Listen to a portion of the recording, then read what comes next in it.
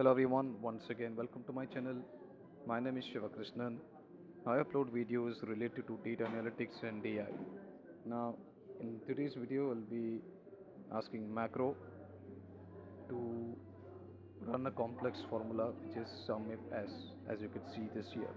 Okay. In earlier video we have seen how to run sum if, and now we are going to learn how to do sum if s. See the difference between these two formula, sum if and sumif s, is that sumif has on just one condition. Sumif sumif s has multiple conditions. Okay.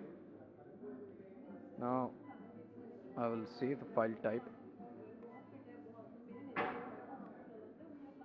and you may have to excuse me a little bit because I may be going a little faster in today's video. The reason being I have to record few more videos, right? Sometimes I record more videos in one particular day, and sometimes I just do one video but per day, right? File 81 sum if s macro English. The reason English is because I do videos in Hindi and Tamil as well. So for those two videos I give another file name that will help me to identify which file is it, right? As you can see that I've been doing a lot of practice and I still would do be doing more practice. All right, now click on save. Okay, now what I'm going to do is I will delete this because it seems that it already has.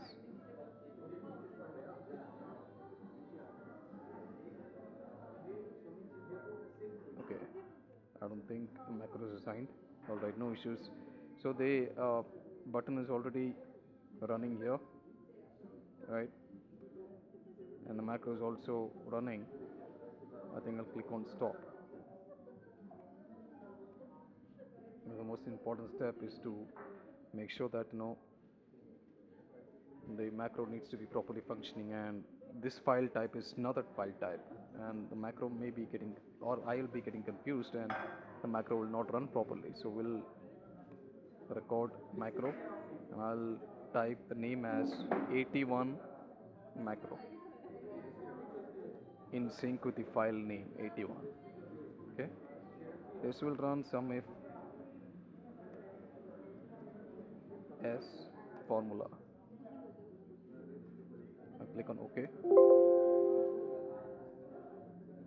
Okay, the problem is that there should not be any space. I gave a space. Okay, 81 macro. All right, I think this should be fine.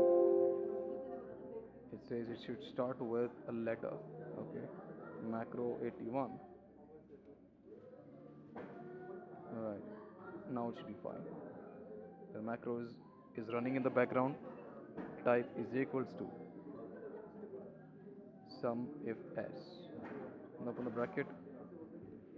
We want the revenue for this particular brand, right? So obviously the revenue will be the total of all this, so that's the sum range. And select that. That's the first thing, sum range. If you notice that in sum if formula, the sum range is on the right hand side, but here it's on the left hand side. That's also one of the additional differences. All right, so sum range, select that, and then criteria range. What's the criteria range? The criteria range is nothing but in the list of conditions it will search for the list of brands. And here we are looking for the sales of a particular brand, but before that it will scan the list of brands, right? So here it will scan the list of these brands, comma, sum range, criteria range, and then criteria. What's the criteria? This is our criteria. Okay, comma, then criteria range 2. This is our criteria range 2, because our first condition is that we want the sales for a particular brand. Now that particular brand, let's say Peter England, Raiden Taylor, or Park Avenue, they'll be having a multiple set of products, right, within their brand. So let's say shirt, trousers, tie, belt, and etc. But here we have the shirt and trousers, so that will be our Second criteria, range. So the formula will scan the list of products. First, it will scan the list of brands and then search for a particular brand. And then it will select, scan. I'm so sorry, I said select. I did not mean that. What I mean is it will scan the list of criterias, a second list of criterias. Then it will look for the criteria, second condition. Criteria is also known as condition. Alright, close bracket, hit enter, it gave the result. Right, now I'll click on stop recording. Okay, I'll delete the data. We'll see if the macro is able to run this complex formula where we have set of multiple conditions. So that's more like an advanced step, right? Macro 81, select the workbook, file 81 Sumifs, macro 81. Now we'll click on OK. Alright, now let's see. Click on this.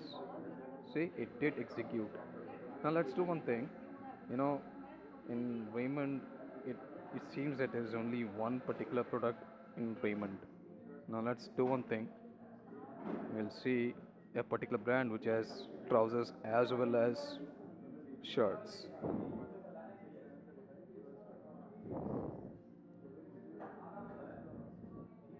Is checking for that.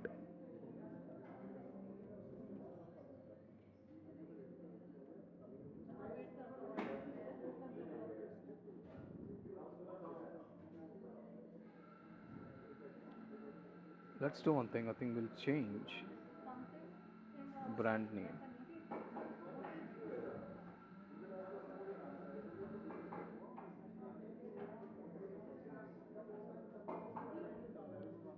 It seems that Reed and Taylor does not have a shirt. That's the reason it says 0.